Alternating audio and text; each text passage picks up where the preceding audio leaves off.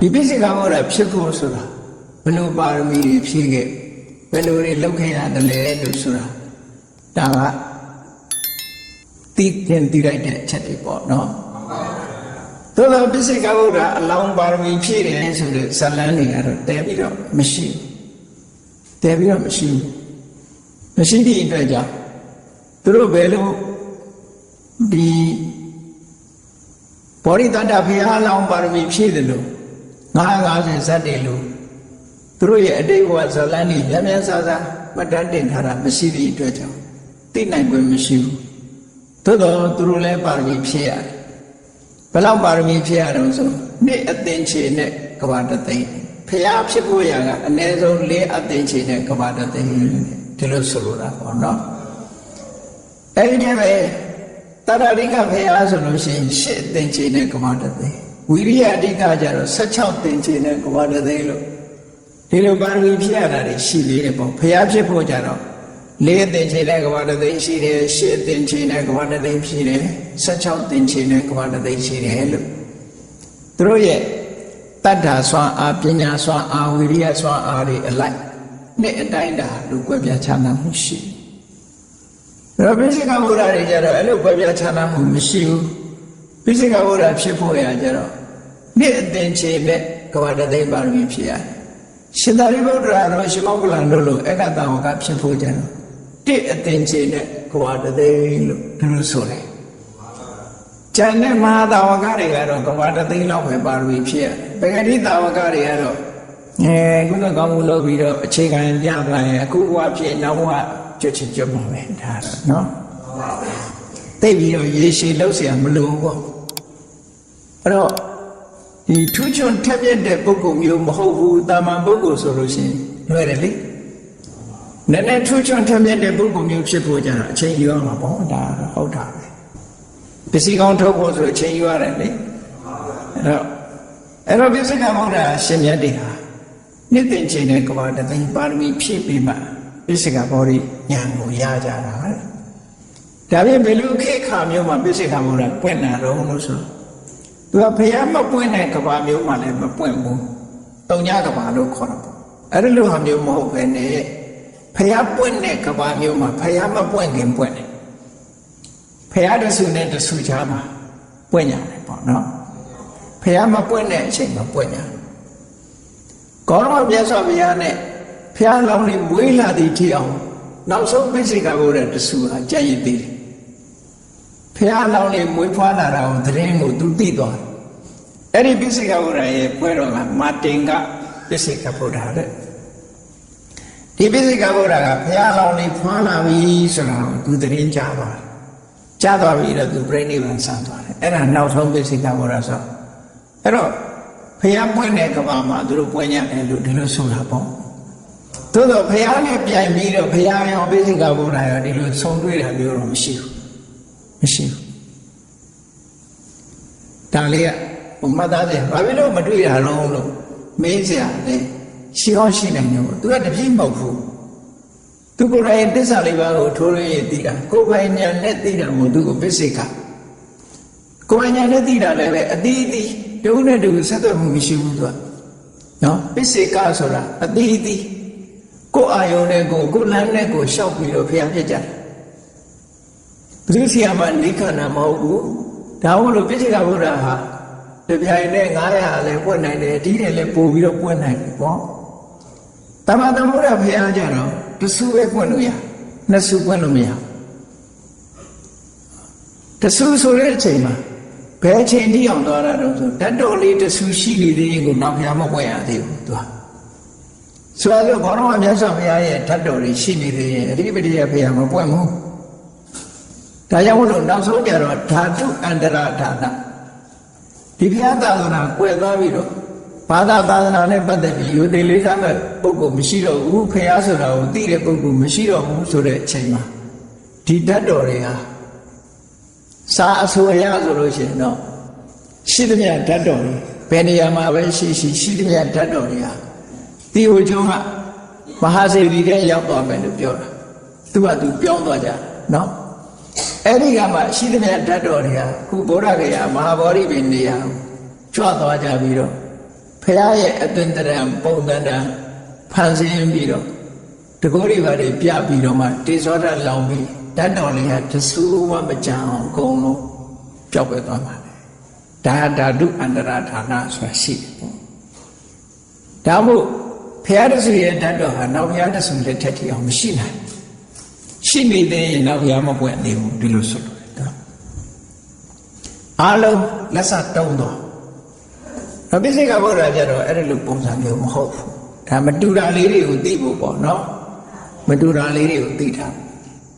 အဲ့တော့ပိစိကဗုဒ္ဓဆိုတာဘုရားတဲ့တော့တစ်စက်နေနဲ့ဆိုတာအရေးချင်းအားဖြင့်တစ်စက်နေပါတကရှင်သာရိပုတ္တရာတို့ရှင်မောဂလန်တို့လိုဧကသံဃာတွေနဲ့တစ်စက်မြင့်နေသူကအဲ့ဒီကြားမှာပညာဉာဏ်ထက်မြက်တဲ့ပုဂ္ဂိုလ်ကြီးလို့ဒီလိုပြောအဲ့တော့ပိစိကလို့ဆိုတဲ့အဓိပ္ပာယ်ကဘာလဲဘုရားဆိုတာတော့သစ္စာလေးပါးကိုတည်သူပိစိကဆိုတာအတိအသီးကိုယ်ပိုင်နည်းနဲ့သစ္စာတရားကိုသိသွားတယ်ဘုရားလို့ဒီလိုပြောတာနော်အဲ့တော့သမ္မာသမ္ဗုဒ္ဓကိုဖရာကြီးလို့ခေါ်ရင်သူ့ကိုဖရာငယ်လို့ခေါ်ကြတာပေါ့ဒါတော့အကြီးငယ်သုလဗုဒ္ဓမဟာဗုဒ္ဓလို့စာထဲမှာတော့ဒီလိုမသုံးဘူး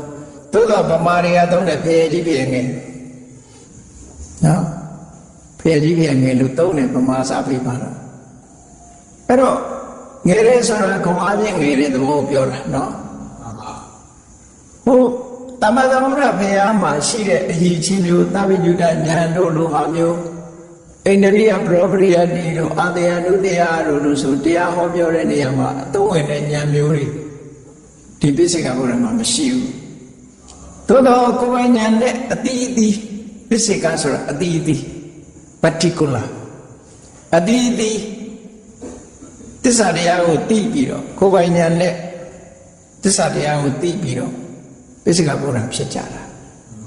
အရဟတမေရတ္တဖို့ရကြတာရှင်သာရိပုတ္တရာတို့ရဲ့အရဟတမေရတ္တဖို့နဲ့စွန့်ရင်ချက်တယ်ပေါ့ဝိဇ္ဇာ၃ပါးအဘိညာဉ်၆ပါး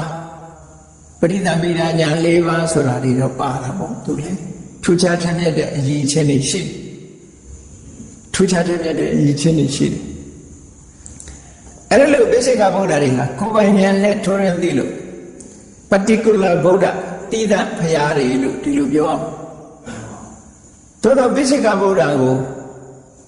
နိုင်ငံခြားစာအုပ်တွေမှာဘာသာပြန်တဲ့အခါမှာ silent ဗုဒ္ဓလို့ဘာသာပြန်ရတယ် silent ဆိုတဲ့အဓိပ္ပာယ်ကစကားမပြောဘူးတိတ်တိတ်နေတယ်ဒီအဓိပ္ပာယ်ကတော့မမှန်ဘူးပိစိကဗုဒ္ဓတွေစကားပြောပါတယ်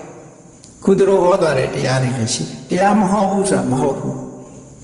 မဟောဘူးဆိုတာဘယ်လိုဟာကိုမဟောတာတော့ဆိုတော့ထက္ကရာမှာရှင်းထားတာရှိတယ်ပိစိကဗုဒ္ဓတွေဟာကိုယ်ပိုင်ဉာဏ်နဲ့ထိုးရင်းပြီးတော့တရားဓမ္မသိတာမှန်တယ်သို့တော့ကိုသိတဲ့တရားကိုဒီတစ်ဖက်သား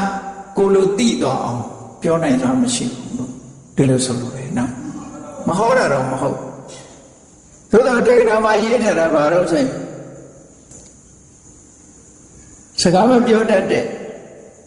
နေတဲ့လူတယောက်ဟာအိမ်မက်မဲ့ရင်သူ့အိမ်မက်အကြောင်းကိုသူဘယ်လိုလုပ်ပြန်ပြောပြ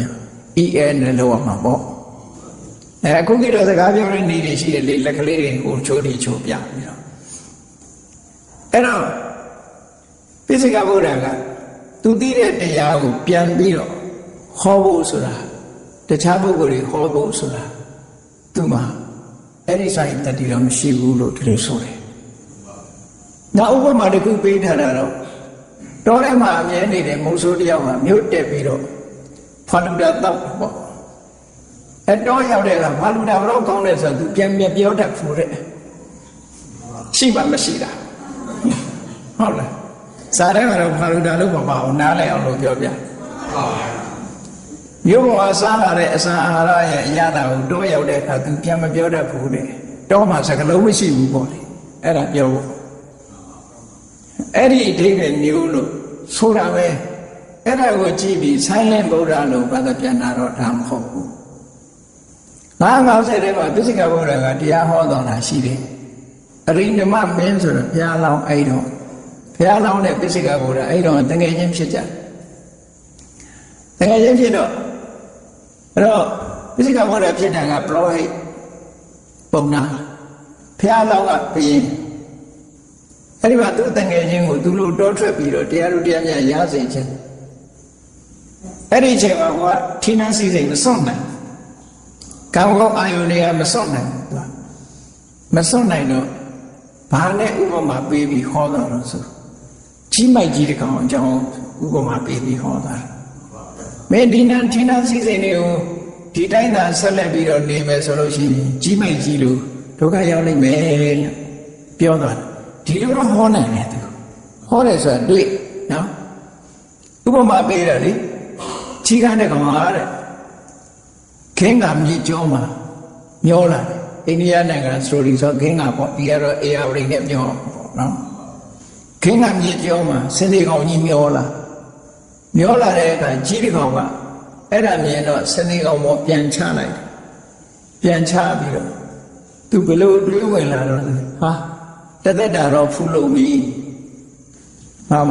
စားစရာလည်းရှိတယ်နေစရာလည်းကျေကြီးပဲဒီပေါ်မှာနာပြီးတော့အေးဆေးဆေးပဲဘယ်မှသွားစရာမလိုတော့ဘူးစားရင်ဆင်ကြီးကိုဖောက်စားမယ်နော်စနေကောင်ကြီးကိုဖောက်စားရေငတ်လို့ရှိရင်ရေတောက်လိုက်ဟန်ကြတယ်ဆိုပြီးတော့တအားနဲ့အဲ့ဒီမှာသူသဘောကျပြီးကန်းကိုမပြန်တော့အဲ့ကောင်မှာပဲနာနေစင်သားလေးစားလိုက်ရေလေးတောက်လိုက်နာနေလိုက်နဲ့သွားတာ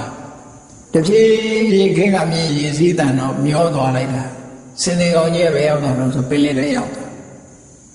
အဲ့ပင်လယ်ထဲရောက်တာကိုလည်းသူကမမှုလိုက်သွားဟိုကမ္မမြင်လမ်းမြင်နေရာရောက်သွားတယ်စင်နေကြီးကလည်းရက်ချလာတော့ပုတ်လိုက်နေကပုတ်တော့စင်နေကအကောင်ကပြက်လာဖောင်ပြက်ပြီပေါ့အဲ့ကြတော့မှသူပြန်တဲ့အခါကျတော့ကန်းလက်ရှာမတွေ့တော့ကန်းနဲ့ကဝေးချင်တယ်ဝေးသွားတဲ့အခါကျတော့ကမ်းမမြင်လက်မမြင်ဟိုပြန်ဒီပြန်နဲ့ပင်လဲတဲ့ပဲကြာပြီးသေးသွားတယ်တဲ့အဲ့ဒီဥပမာတိုင်းပဲတဲ့ဒီကံကောအာယုံညောနေတဲ့မှာမမောနေမယ်ဆိုရင်ဒီနေ့မှကြီးမိုက်ကြီးလို့ဒုက္ခရောက်လိမ့်မယ်လို့ဟောသွားတာအဲ့ဒါပိစိကဗုဒ္ဓဟောတဲ့တရားပဲအဲ့လိုသံဝေကဖြစ်အောင်တော့ဟောတယ်သို့တော့ဝိပဿနာကျင့်စဉ်ဆိုတာဘယ်လိုကျင့်ရလဲကျင့်ရင်မက်ကိုဘယ်လိုဖြစ်တယ်ဖိုးဘယ်လိုဖြစ်တယ်ဆိုတာဒီလိုဟာမဟောနိုင်ဘူးလို့ဆိုတော့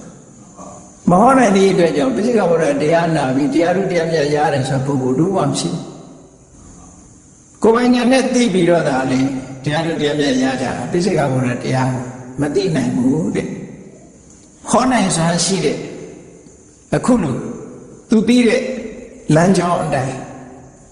ဒီဉာဏ်တဲ့ပုဂ္ဂိုလ်တွေလိုက်ပြီးတော့လိုက်နာကျင့်သုံးဖို့ဒီလိုအမျိုးဖြစ်အောင်မဟောနိုင်ဘူးတဲ့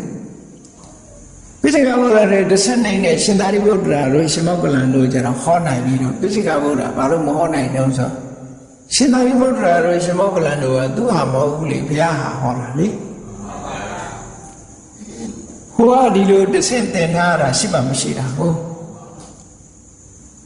အဲ့ဒါကြောင့်လို့မတူဘူးရှင်သာရိပုတ္တရာတို့ဟောသမျှတရားဒီဘုရားတရားသာဖြစ်တယ်သူကိုယ်ပိုင်တရားမဟုတ်ဘူးပိစိကဗုဒ္ဓကိုယ်ပိုင်တရားဖြစ်တယ်အဲ့ဒါကြောင့်မလို့ပိစိကဗုဒ္ဓကိုအိမ်မက်နဲ့တူတယ်လို့သူသိတဲ့တရားဟာဒီလိုပြောတာပေါ့နော်ဆိုတော့အဲ့လိုပြောတာကြီးကဟိုဘာကိုဆိုလိုတာတော့ဆိုသူရထားတဲ့မက်ဖို့ရှင်ညွန်းတဲ့အတိတ်ပဲမျိုးပဲ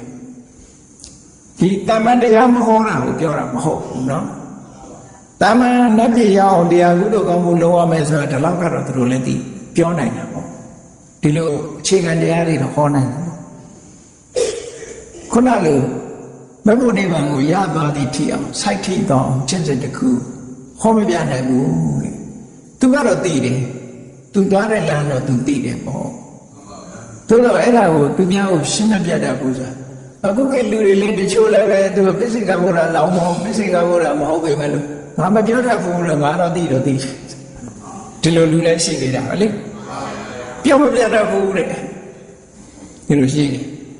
အဲ့တော့ပြောပြတယ်ဆိုတာလေလွယ်တော့လွယ်တဲ့ကိစ္စတော့မဟုတ်ဘူးပေါ့နော်ပိစိကဗုဒ္ဓ ကိုယ်ပိုင်ဉာဏ်နဲ့အတိအတိပတိကုလကိုယ်ပိုင်ဉာဏ်တွေနဲ့တရားတို့တရားများရသွားတယ်ပုဂ္ဂိုလ်သူပုဂ္ဂိုလ်မြတ်တွေပိစိကဗုဒ္ဓတို့ခေါ်တယ်